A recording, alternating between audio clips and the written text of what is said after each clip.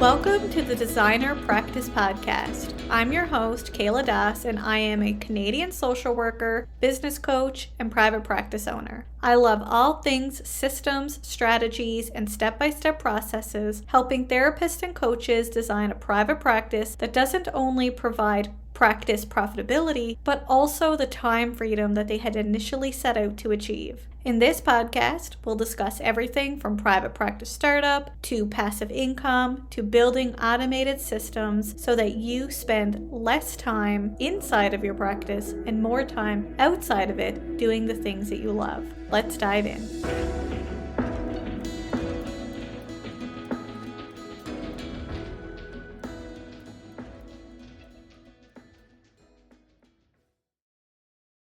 If you're a Canadian clinical supervisor, then you'll want to hear this.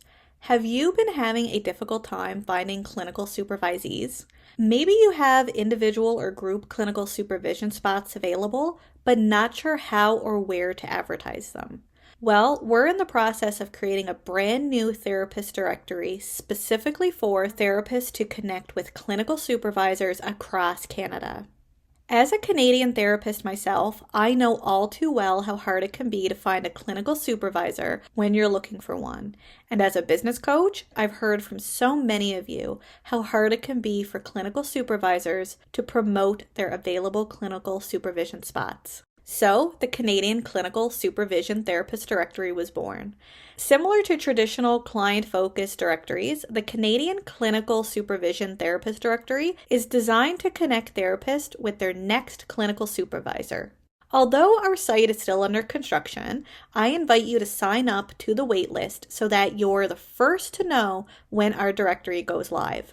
Once live, we'll be offering a limited time, low-fee subscription rate to founding members of $9.99 per month Canadian dollar to clinical supervisors who provide clinical supervision to Canadian therapists. And don't worry, by joining the waitlist, you are not committing to anything, only to receive emails when we're about to go live.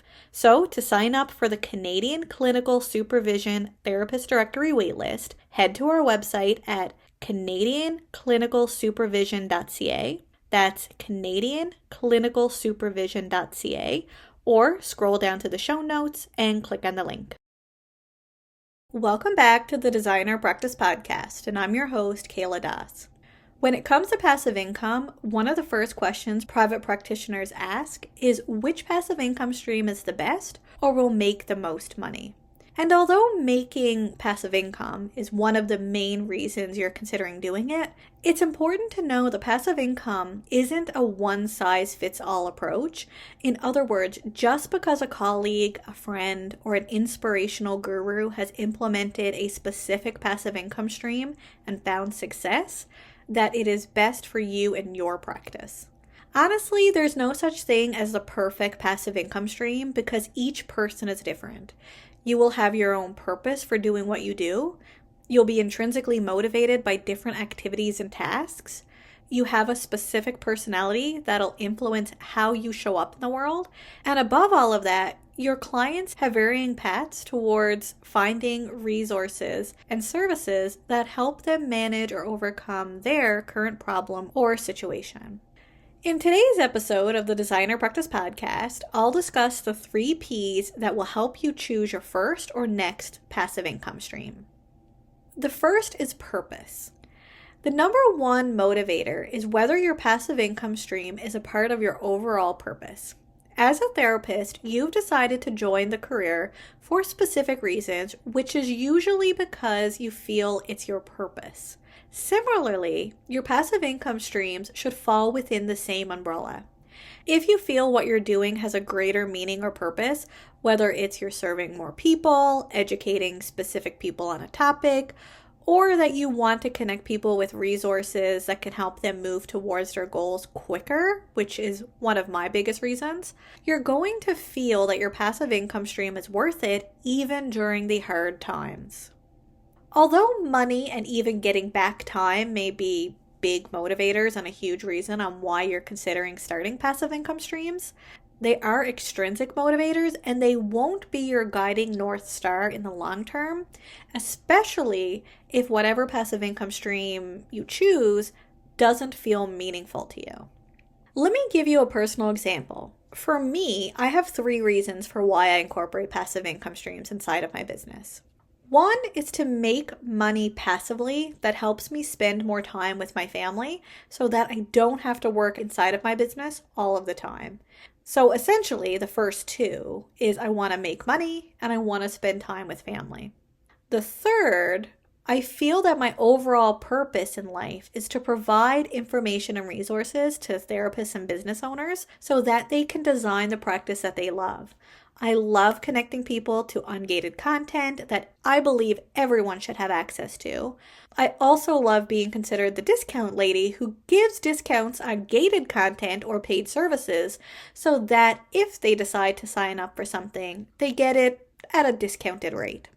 Essentially, my purpose or my North Star is to ensure that information out there is getting to the right people and that people get discounts when they do pay for services. Although the other 2 reasons are very important to me and are huge external motivators for why I incorporate passive income streams into my business, they aren't going to motivate me to continue any specific passive income stream because the passive income stream itself should fall within my overall purpose. That's why I focus heavily on the Designer Practice Podcast and the soon-to-be Your Clinical Supervisor's Couch. I focus on blogging, affiliate marketing, where I give discounts for products that I think could be useful for therapists. It all falls within my overall purpose and it's meaningful to me. So the first step is to determine which passive income stream you want to create that falls within your overall purpose and or feels meaningful to you beyond the money you'll make or the time you'll get back. The next P in passive income identification is personality.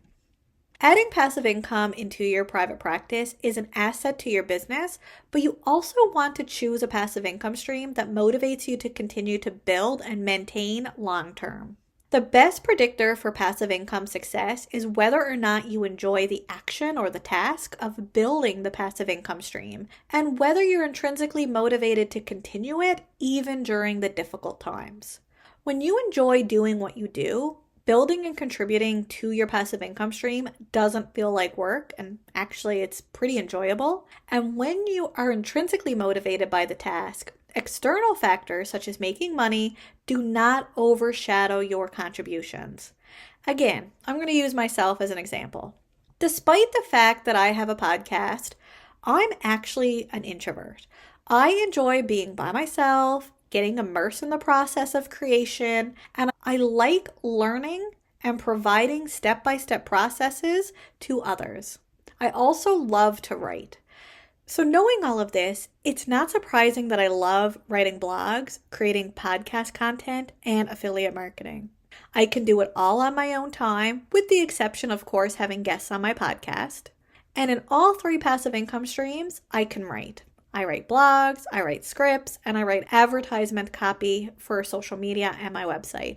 It absolutely lights me up when I'm doing all of this. Now let me share with you the things that don't light me up, and in fact drain me when I do it. As I'm an introvert, I really do not enjoy going live, specifically in group settings. So a live webinar or a live group is not going to be something that I enjoy. I've done it in my business and I'm sure I'll do it again in my business, but it's not something I could sustain long term because I'm just not extroverted in that way. For me, podcasting is a little different because I'm recording, editing, scheduling it out on my own time. In the end, you listen to the final product that I feel I want to put out. I feel like I have control over the process, and eventually when I do put it out in the world, I've already built up that confidence to put it out there. So it's important to truly understand what you like and what you don't like, what motivates you and what drains you, as well as understand and utilize your own personality into whichever passive income stream or streams you eventually add into your practice. Now, I think there's a place to try different things to really learn about what you like and dislike. So just because it's something that you might be fearful of, I encourage you to at least try different things. But if you continue to try something and it doesn't work, like me, I tried going live in the early days and it just didn't fit me or my personality. You can change directions. You do not have to stick with one particular direction. The final P is understanding your ideal client's path to finding help for their specific problem or issue.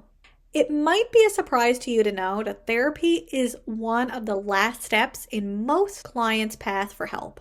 What I mean by that is, for many clients, they try to find help in other ways before asking for formal help through a therapist or a coach. So with that, you have so many options to reach them even before they're ready to seek therapy, and even reach people who may never want or need therapy. Again, let's use my ideal client, which is therapist, as an example.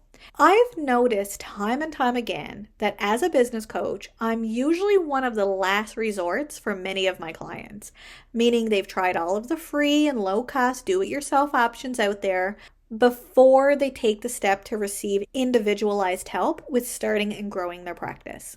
Even though, as we know, reaching out for help can actually move you towards your goals quicker, but in reality, most people, at least my ideal clients in this case, try to do it on their own at first. So when it comes to my ideal clients who, again, are therapists, they often start out searching for free content like blogs or articles. They might dabble into podcasts like you're listening to this podcast. Sometimes they get the resources that they need through the free content and never want business coaching. However, others move through the journey of purchasing maybe low cost or do-it-yourself online courses, digital templates, memberships that make things easier that they can do it on their own. For some, this is enough information, and again, they don't want or need business coaching at this point because they've gotten to the goals that they were hoping to get to. Finally, there are other therapists who want and need business coaching so that they can expedite their progress and receive individualized help. That's when they come and see me. So as you can see, there is a huge journey or a path that people take before they ever reach out to me for business coaching.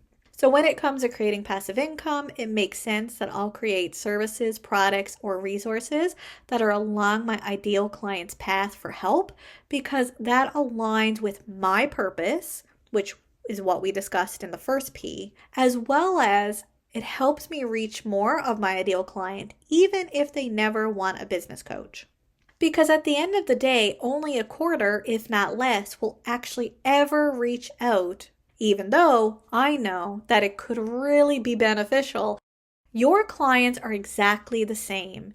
Even though as a therapist, you know that you might be able to help your clients manage and overcome whatever problem, realistically, you are not their first stop on the path for help for most people.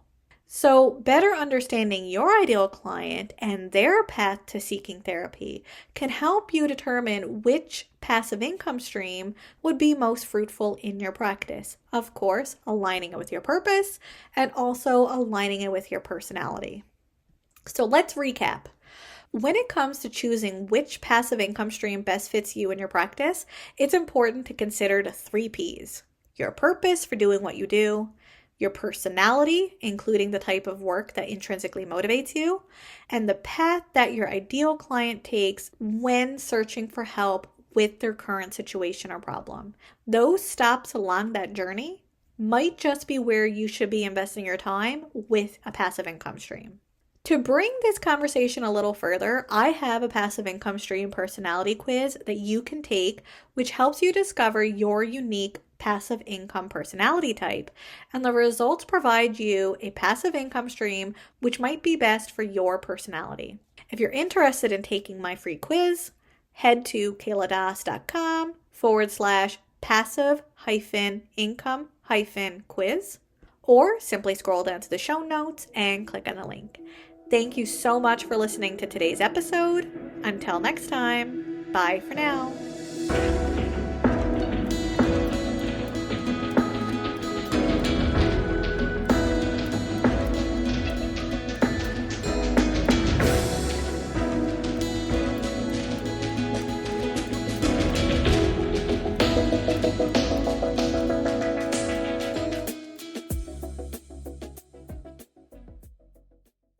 Please be advised that the podcast advertisements and links in this episode may be affiliate and or sponsor links where Evaspare Inc. and the Designer Practice Podcast receive compensation for sales or signups made through link clicks. This helps the Designer Practice Podcast continue to provide free and valuable content to you each week. Thank you, and we appreciate your support.